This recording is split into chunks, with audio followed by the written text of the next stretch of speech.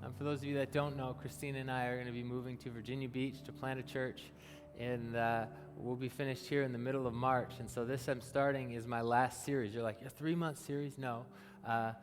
Technically yes, but I'm not going to be preaching every week for 3 months. We're going to be visiting Virginia Beach, trying to find a house and things, and I'm going to be speaking at some other churches during that time, and also some other people are going to be coming through here to share with you. So this is the last series I'm going to do. It's just as like, it's just going to be fun and hopefully challenging, and we will just be spacing it out on different things that I want you to not waste your life on. The series is called Don't Waste Your Life. I'm waiting for the artwork. There it is. So Don't Waste Your Life. And so I'm going to give you about 5 different things you could waste your life on that I don't want you to waste your life on. And I think the Bible doesn't want, and God doesn't want you to waste your life on it either. How about that? Raise your hand if you just want to waste your life. Well, you want to just wake up when you're like 95 and just be like, man, that was a waste. I could have done something. I could have done a lot of stuff. I could have made a difference. I could have had an impact. But you know what? I was cool just to waste it.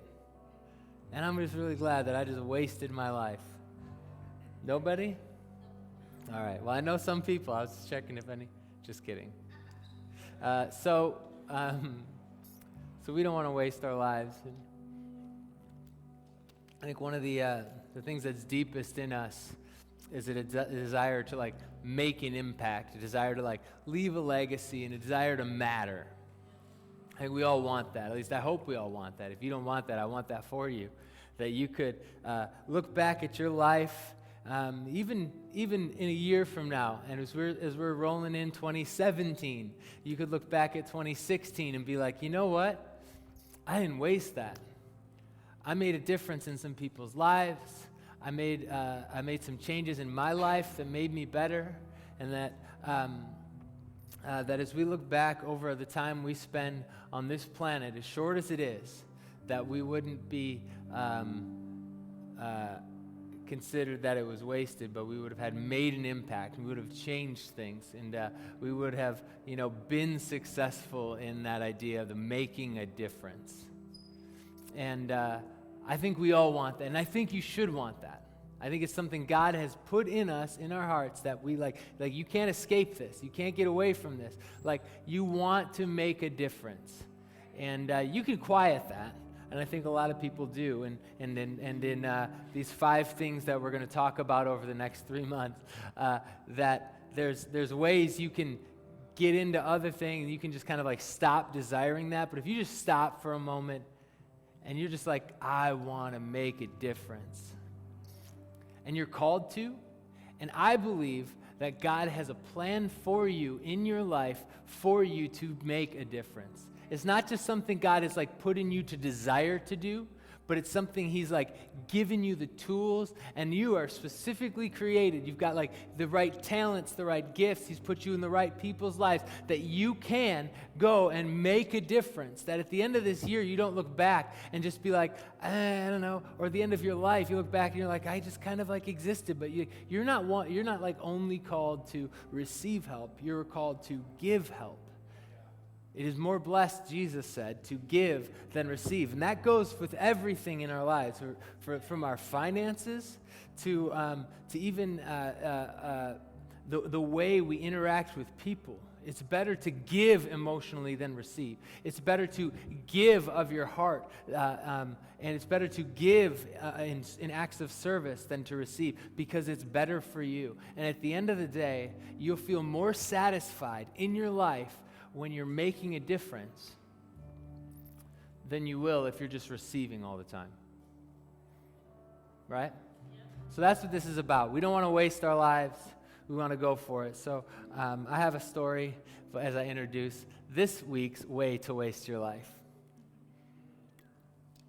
My grandma, in 1954, with my grandpa, John, my dad's dad, my dad was 2. They moved into Okachi, and they bought some land on Oconomowoc Lake. It's one of the biggest frontages on the lake because they've had it since the 50s, and that's just how you bought it when there was nothing there. And they built 2 houses and a boathouse and on this property, and they've just had it ever since. And when we first moved out here almost 4 years ago to pastor the church here, we lived in the smaller house of the 2 houses on the property, and it's not like a lake house like you think of a lake house. It was kind of like musty smelling, and it was nice. We were really happy to be there, but we were also happy to move. And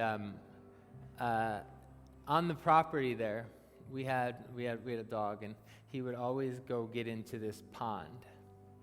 He just loved it. The pond, and whenever we'd let him out and like stop watching him, he would like bolt for this pond. And I want to tell you about this pond. This pond was probably like 3 of this room just like next to each other. So not a huge pond by any stretch. It wasn't a huge pond. But if you caught it at the right time of year, like right as the snow started to melt and everything, it was kind of pretty. It was beautiful. It was just like this little water, and there's just trees everywhere, and you could hear the frogs, and it was all great. But by the middle of the summer, this thing was like overgrown with like algae, like thick. Like if you threw a big rock into it, you could see the hole for a second, and then the algae would just like cover it back up. And it was just nasty. So our dog would come running out of that. We'd see him, and just up to like his chest, just all covered in this just green, nasty, and it just smelled bad. And do you guys want to hear a funny story about it? My uncle, when they were kids, not kids, I guess like late teens, early 20s or something, he actually drove a car into this pond. So sitting at the bottom of this pond is my uncle's old beat up. They used to drive these cars just like through the woods, I guess. I don't know. They had a name for it and everything. I don't know. And then they just like one day he just ended up in the lake, and so he just got out, and then it just sunk, and it just is still there. Isn't that weird? It has nothing to do with what I'm talking about, except for like that's weird. So some days I feel a little like this pond. And I want to explain to you why the pond gets this way, because not every pond or lake you see is nasty. This one doesn't have any water coming to it. So there's no like fresh water coming into this pond. It just kind of like sits, and it just kind of like gets nasty. It's nasty. And also the pond doesn't have anywhere that it flows to. So it just is this.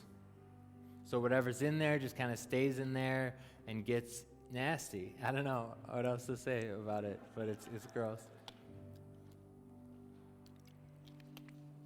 So needless to say, if you were very, very thirsty, this is not the pond you would go to be like, to have your thirst quenched. It's nasty. You wouldn't do that. There's a lake right by, which is a little bit better, but kind of smells like boat fuel. I don't know if you know Oconomowoc Lake, but it's like all boats all the time, and it's just kind of like, it's not that good. The water's not all that clean, and it's a nice lake. But anyway, some days I feel like that pond, maybe you sometimes would feel like that pond where like if somebody comes to you and they like need life, but you just don't have it. Somebody calls you and they're like having a problem, and the next thing you know is you're just complaining to them. They're like, hey, I've got this issue I really need your help with. You're like, yeah, I got all these issues too. Let's talk about it. My mom or my wife or my kids or my job. You never believe all this stuff. And you're like, oh my gosh. Now I know I'm not going there when I need life. Maybe because the pond smells bad, maybe spiritually some days we start to smell bad and get green, and it just becomes very apparent that maybe this is not where we go when we need life. And so the thing I want to tell you not to waste your life on today is being stagnant. Don't waste your life stagnant. Don't waste your life staying in one place all the time. And so what I'm going to talk about today, over the time we have left, is I want to just share some ways how we can make sure that we stay not stagnant. Because Jesus said something really, really cool. He said that you can drink my water and you'll never thirst again. And then also after that, you're going to have rivers of living water flowing out from you. So this picture Jesus is painting, he's painting it to this woman who is in a bad way in her life. And he was telling her, look, if you can come to me, not only can I quench your thirst, but I will make you a place where everyone else will get their thirst quenched as well. So thanks for listening to me about the pond for a while, but I hope it's starting to make sense, because I think when we're not drinking fresh water and when we're not like overflowing that fresh water, that life of Jesus, we just end up in that stagnant place. And so what I want to talk about today is how we can not end up in that stagnant place, but actually be the place that when somebody calls you and they need help, they actually get it.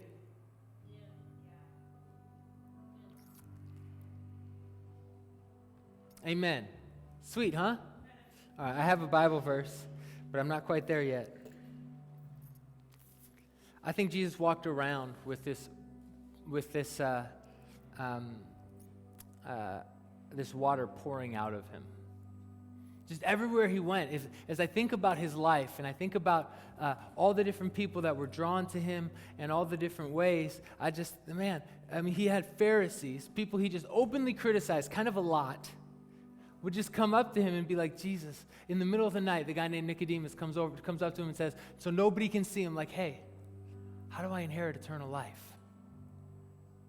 All the way from that to these tax collectors who we know were like shady men, like shysters, like stealing and cheating and just kind of like getting rich, and nobody liked him because they knew that was happening. And then these guys would come to Jesus and say, hey, how can I inherit eternal life? This rich young ruler comes up to Jesus one day and he says, good teacher, what do I have to do to inherit eternal life?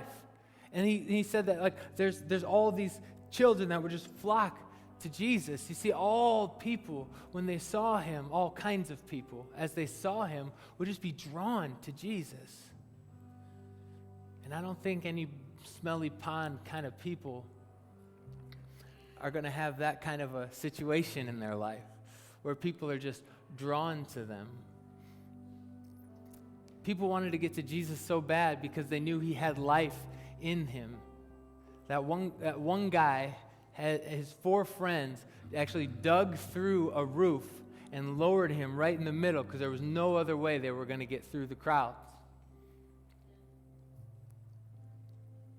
Jesus was trying to get to this guy named Jairus' daughter so he could heal her before she died because it was critical, and he was having trouble getting through the crowds because there was people just pushing on him from every direction.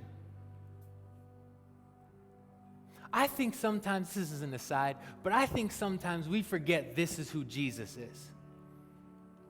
I think sometimes we forget the magnetic power of just who God is.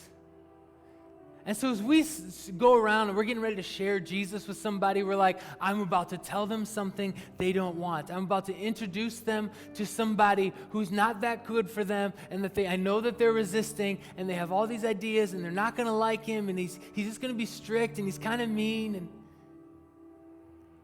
like, we would never say or think those things like implicitly, but we act as if they're true. The best stuff in our life is because of Jesus. Jesus is awesome. The Jesus that I've met and the Jesus that I know and the one that I read about in the Bible and I meet with all the time, the one that I love and the one that loves me is incredible. And we got to stop acting like he's not. Or like somehow that we're going to like get it wrong. and that Jesus is going to be like, we're trying to like introduce somebody to somebody that they don't want to meet. As I look through the Gospels, everybody loved Jesus, except the people who wanted to kill him.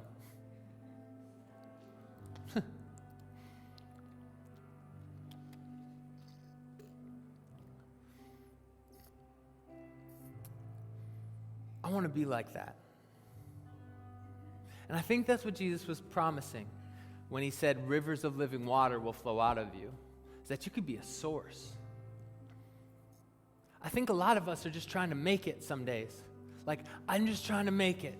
I got all these issues, and I got financial stuff, and I know my marriage and all this stuff, and I'm just trying to make it. And rather than like just trying to make it, just take a step back and let's look at this. Because Jesus doesn't want us to just kind of barely make it. He wants us to overcome, and he wants us to be a source to everybody in our lives. That's what you're called to as a Christian. And that's what God has empowered you to do. And that's who he has made you to be. Somebody getting this? Because it changes the way we think. It changes the way we live. When we stop being like, man, I just hope I got to make it through this thing, and then I can go barely make it, and we can work this, and it will just be so hard. But then all of a sudden we get this revelation where God is not just like trying to help me through my stuff, but he's filled me completely to this place where like now I'm able to help everybody else through their stuff. We aren't consumers.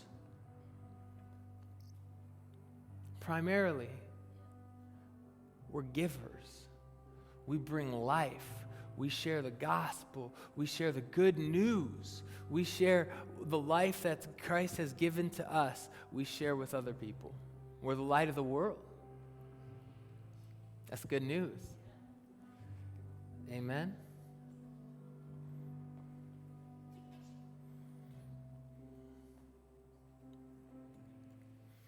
Don't you want to be able to say that about yourself like Jesus did?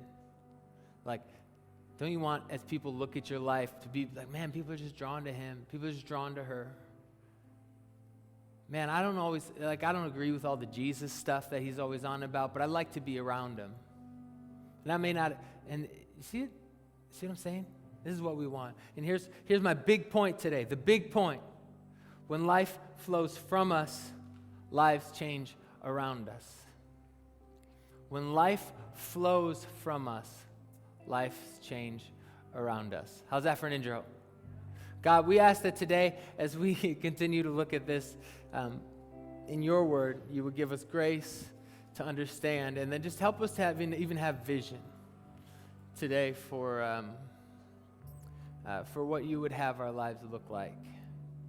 And Lord, as always, we know Aaron needs help. Help him. Lord, I pray you help James Jones get open. I pray you help Randall Cobb in the slot. Help the rookies on the outside, on the defense. In Jesus' name, amen. I didn't hear big enough amen for that. Amen. Thank you, Lord. Now, I don't know if God cares about football teams or not, but I'm going to err on the side of praying for mine. So, if he doesn't care, oh well. But if he does care, we all prayed. Whatever. What's that? Well, the Bengals are bad people. I don't know if you guys saw that last night, but that was embarrassing.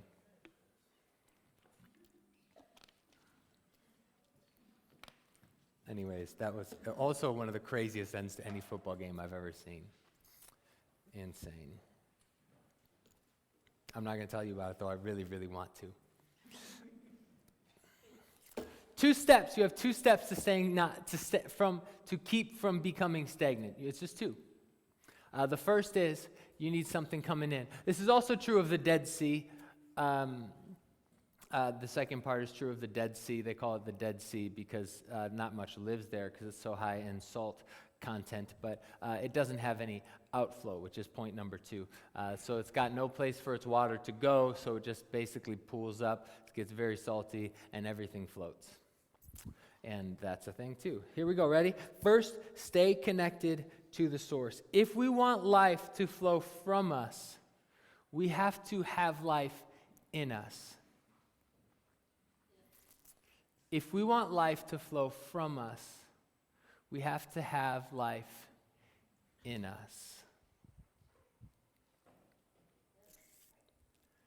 And the primary concern of our lives needs to be our relationship with Jesus. This is a bold statement, I get that, because there's a lot of things in life we need to be concerned about. We need to be concerned about our marriages. If we're in school, we need to be concerned about our school and our future. We need to be concerned about a lot of different things, even like maybe our jobs and where we work and how we pay bills. These are all important things that we need to be concerned about. But the primary concern for our life needs to be our relationship with Jesus. Seek ye first, he said, the kingdom of God and his righteousness, and then all these things will be added onto you. I think we don't do this well. Just kind of like as a culture, blanket statement. I'm sure some of you do it way better than me, and some of you not as good as them. But we have to have this be the primary concern in our lives. You have one source. We've always only had one source for life. It's why we came to Jesus in the first place. For those of us that are Christians, know God, love Jesus, we came to him because we needed something greater than ourselves as a supply in our life to bring us back to God, to give us a purpose, to give us a reason to live, and to give us a mission, and to give us like a way to make a difference. Excuse me.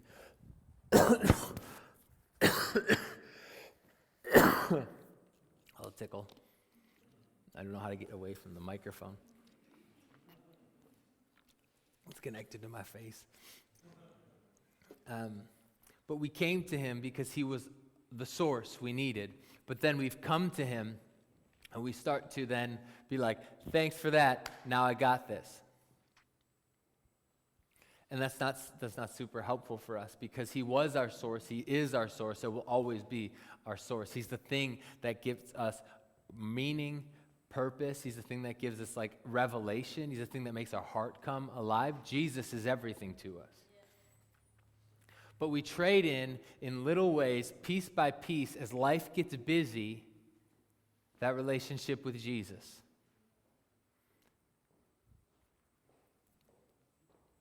Like, dang.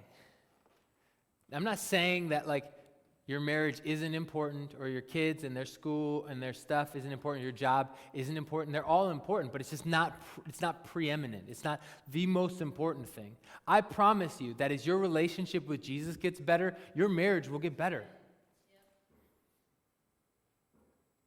How does that work? It's the mystery of God. It's how he set it up. I don't know. But I know that the more time I spend with Jesus, the more time Jesus spends working on me, and then I'm less selfish at home. Or maybe less prideful. I'm more apt to serve at home. It's just how it works. And I know that when my relationship with Jesus has been put on the back burner for a little too long, stuff around me just starts to fall apart a little bit. I'm not saying like big catastrophic things. I'm not like, but it's just kind of like little by little, and little agitations and little things, and just turn into like the weird monster thing. You know? Who wants that? But it's what we trade for when we start trading away our relationship with Jesus in little tiny ways. And so I'm going to encourage you not to do that. And I want to kind of reframe today a little bit what a relationship with Jesus looks like, because I think we have in our mind that a relationship with Jesus looks like an hour by myself in a room, probably under blankets this time of year, reading through the Bible for 25 minutes, and then praying through a prayer list for another 25 minutes, and then maybe singing a worship song / napping for the next 10 minutes. Because that is part of a relationship with Jesus. But I can promise that's not the entire thing. Here's why. When Christine and I were getting ready to get married, you gotta laughing like you don't nap during your quiet times. It's just like, no, it just happens for me, and I just love it. I just love it. It's we call it the Z offering. We're just offering up those Z's. It's refreshing.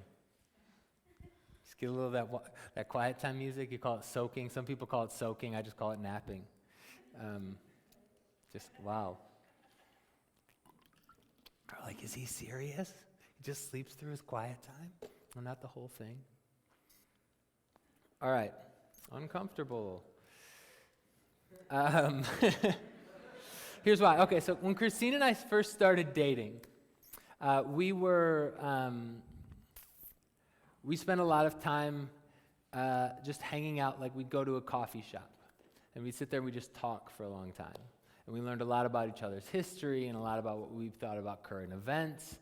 And we'd spend some time kind of people watching, and we'd learn what we thought about, fashion, these other things. We learned a lot about each other just sitting down to coffee. And just something that's necessary. It's an important part of a relationship to sit there and to hang out. But something really, we just kind of did that for a while. We'd go out to eat, and we'd just sit there and we would just talk. And you can learn a lot about a person that way, and that's a necessary part of a relationship. It's probably the part that Christina really enjoys. One of her 5 love languages is quality time. So, and she just really doesn't have a cap for that. It's just as much time. So she starts with the expectation of like 24 hours a day, and then she like slowly gives away like, okay, well, we'll have to sleep, and then I'll have to go to work, and she just ends up with it's just how it is.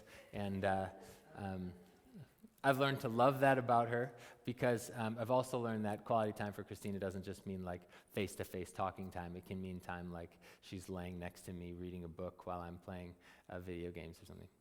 So that counts. But not all the time. Not all the time. Anyways, what are we talking about? We can bring it back. Let's bring it back. So that time is really important, and that's kind of that quiet time for us, where we get with God, we read His Word, and He speaks to us, and we speak to Him, and it's this time where it's just us and God, and it's an important piece. But when I asked Christina to marry me, I had this whole speech prepared, and one of the pieces that we've talked about just kind of a lot, it's been like the sticking piece that we've talked about, is I asked her, would you change the world with me? And that has been just a really important thing. It's kind of like actually been a rudder for our marriage, and it's been this idea that we are going to change the world together. That's why we came together. I believe that's part of why Jesus brought. We want to together make a difference, and it's been a thing for us that's been just kind of like guiding and strong in both of us, that neither one of us wanted to kind of look back and just say, we just had a lot of fun. We bought the right stuff, and we went on the right vacations, and we did all the right stuff, and we just had fun, And I'm like, that's just not why we're together. That's not the goal of our marriage. And I've found that as we pursue changing the world, whether it's here, whether we'll probably go to Virginia Beach, move across the country, and plant a church there, or wherever it is, that the times that I learn more about her and she learns more about me, and that we actually grow closest together, is when we're doing that together. So let me maybe suggest to you that quiet time is good and it's important, but it's not the whole picture. Jesus wants to change the world for you. I believe He has a destiny that over your life. He has something He wants for you.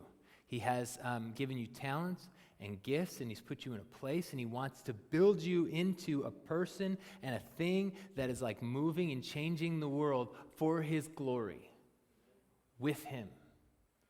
And it's that like on that mission with him that we learn a lot about Jesus, and our relationship with him grows closest. It's been more than once that I've come up here feeling totally unprepared. Like, I don't know, I do my due diligence, and then I just kind of feel like, oh, this is just junk. I just hope this works. And I could just count 45 minutes down, and we will get out of here, and we'll just all not talk about it. That's like, I feel like that a lot of days. And, but I know I've learned a lot about God, because this is funny. The days I feel like that was just awful, I get the most response, like that, right, man. The whole time I was just like, man, sorry I was so quiet, but I was just like under the weight of what you were saying, and I was like, I was just thinking about finishing. No, there's so much about the faithfulness of God to meet with us. In those appointments when I sit down with some of you and other people, and we're just talking through some of your stuff, and I'm like, I don't have any answers for this. This is like way above my pay grade. I'm like, But at the end of it, God does a ton of healing. And I learned a lot about God as the one who cares and is like the real shepherd of all of us. And I know that like my mission with God has brought me closer to him, to rely on him more, to understand him better, to trust him more than any time in a closet could ever have done. So I'm not saying it's like not important, because I learn a lot in that closet. But like our relationship with Jesus is like 24/7, 365. Not an hour a day, or whatever your arbitrary number is.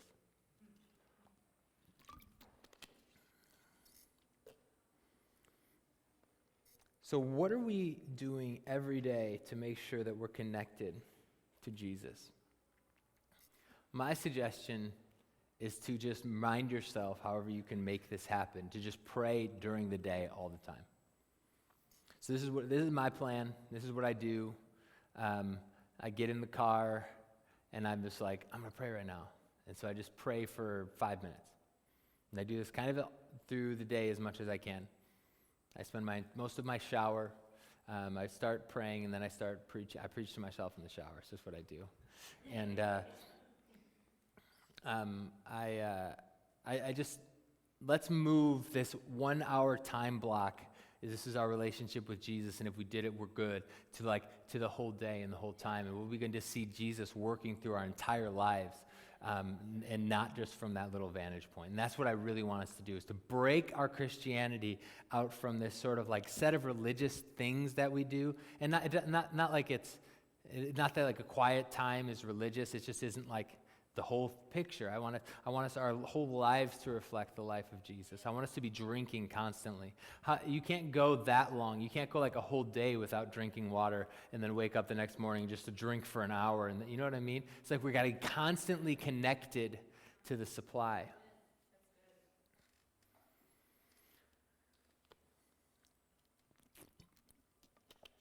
And I want to encourage you to seek out growth in your life. This is something for me that I have to constantly remind myself of, but it always pays off in incredible amounts of just life in my life.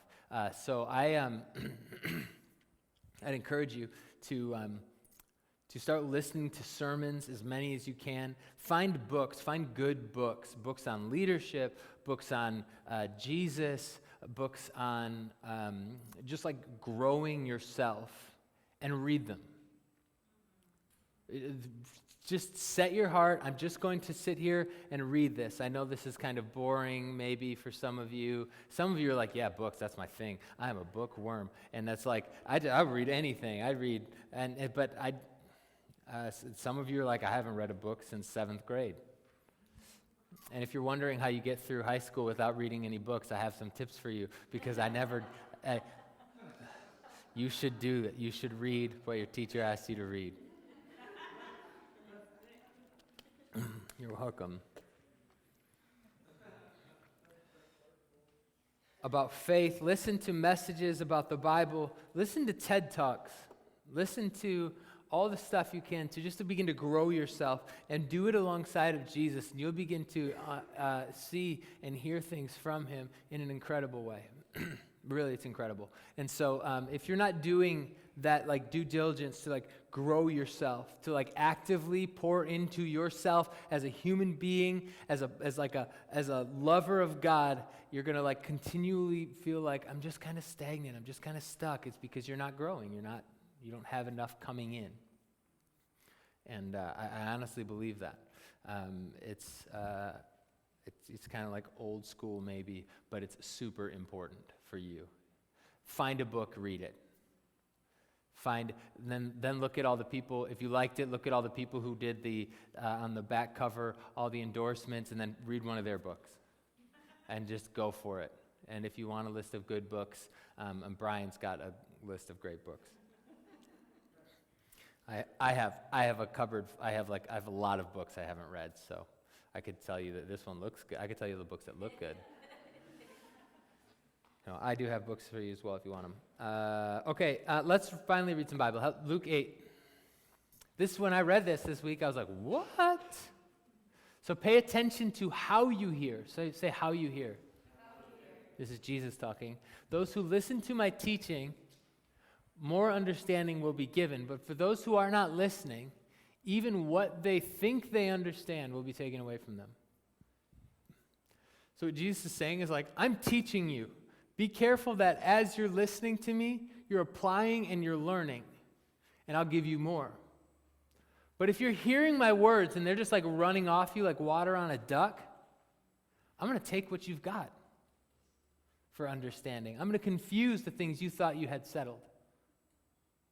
Why is this important? Because Jesus is really interested in us growing and learning from him. It's so vitally important. This is our inflow. This is the thing that comes in, the fresh water that comes in and keeps us from growing stagnant. And I'm going to jump up here now to point number 2 because time is bringing me down. The second thing you need an inflow and you need an overflow. Inflow and overflow. To make sure you don't waste your life staying stagnant.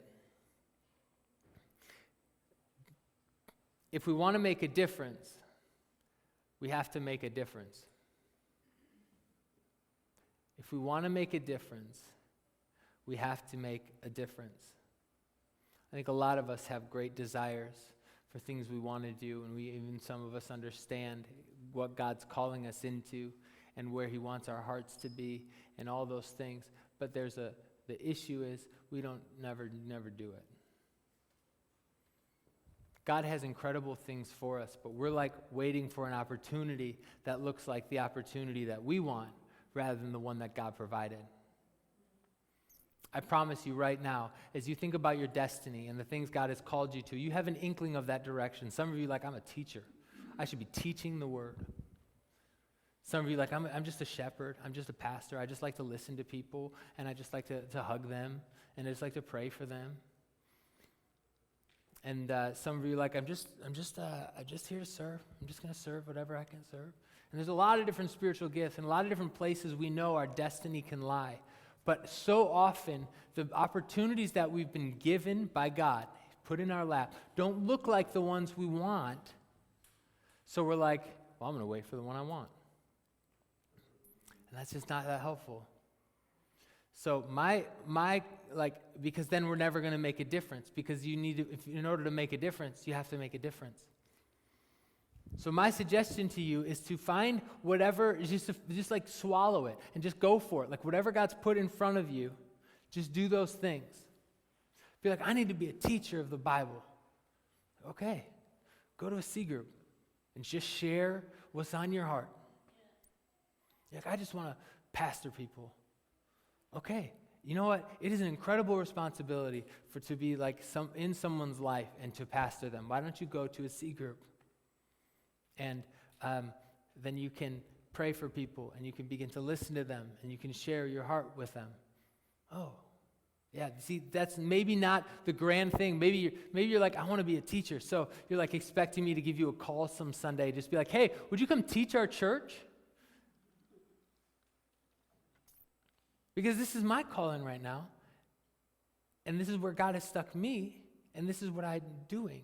But this isn't like define my gifts or my effectiveness or whatever. This is just like part of like what God's got for me.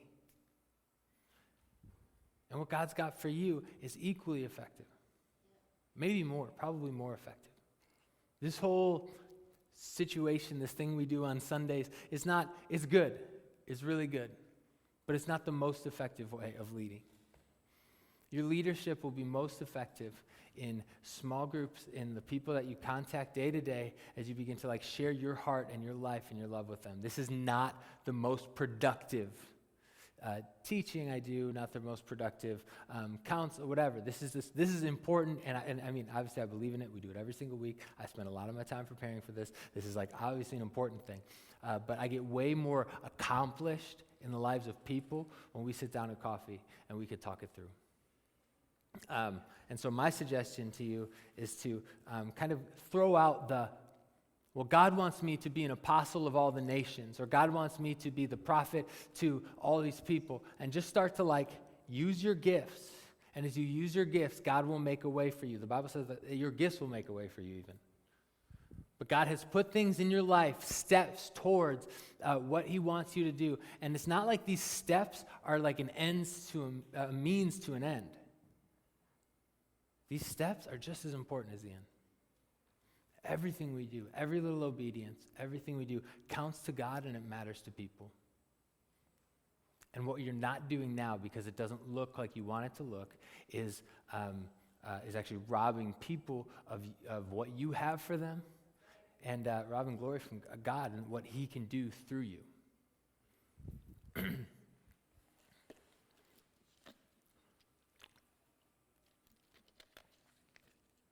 I can't keep my whistle wet this morning.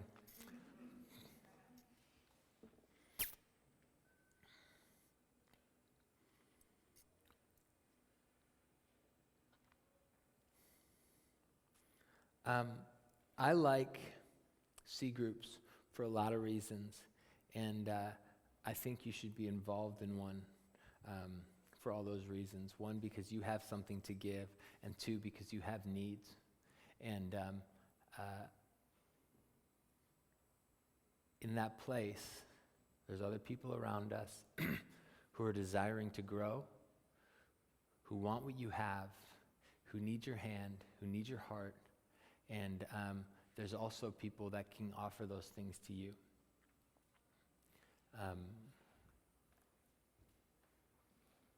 Please, please, please get involved.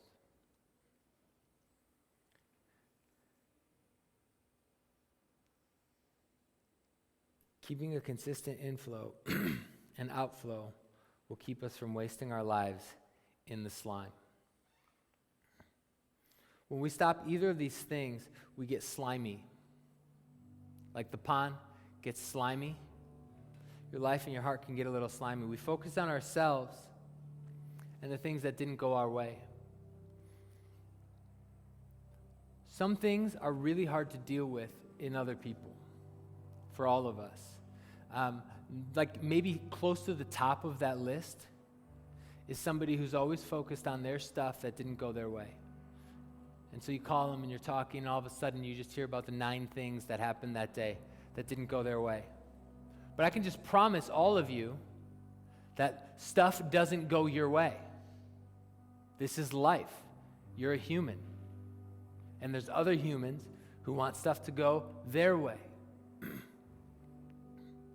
But when we stop receiving from God and when we stop giving out, one of the big things that begins to happen is we begin to just focus on ourselves and the things that didn't go our way.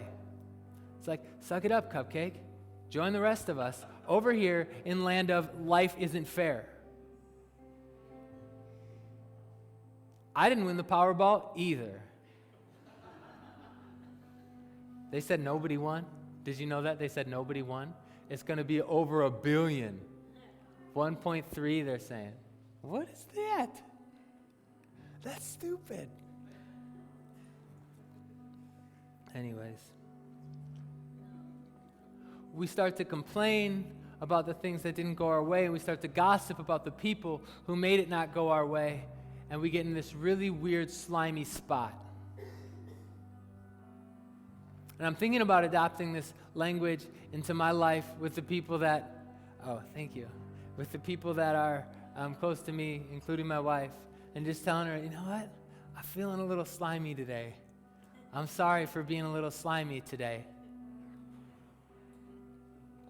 I'm going to do better, because I don't want to be slimy. But when we connect to God's mission and God, and we connect to his mission for us, and we're a source of life to those around us, I want you to get a vision for yourself. That when you walk into a coffee house and sit down with a friend, that they're pumped you're there because they know that you're going to be an encouragement, that you're going to lift them up, that you're not going to be dragging them down, but that you're going to be building them up. You will be amazed at how many friends you have. In no time. You're like, yeah, I don't really have that many friends. It's like, well, if you start to be an encourager to people, you will have people calling you all the time, because something that we are on a major deficit in our culture is encouragement. We get plenty of comparison. We get plenty of people like even enabling us, but that's different than encouraging. Encouraging people, I could tell you, just think, the encouraging people in your life, because they're just rare. They're just like these gems of people in your life that you want to be around. I'm telling you, be that person. Be the person that living water is flowing from you all the time. The hope of Jesus is just ready, available. Everybody's going, they just know.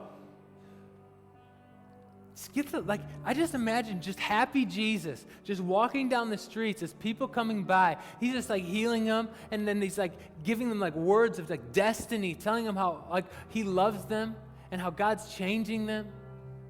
Man, I just think about what our culture could be like here as we just turn from this kind of slimy thing and get into this is overflowing love that comes down into us, pours out of us, just fresh water.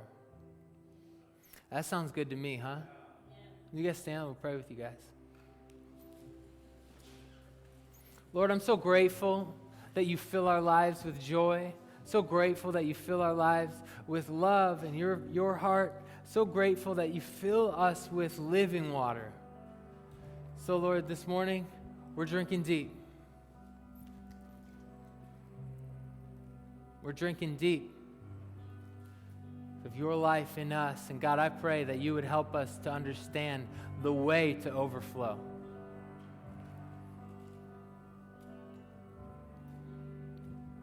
And Lord, I pray that you give us a vision for just being the guy that lights up the room, for being the girl that lights up the room, for being the one that everywhere we go, hope comes.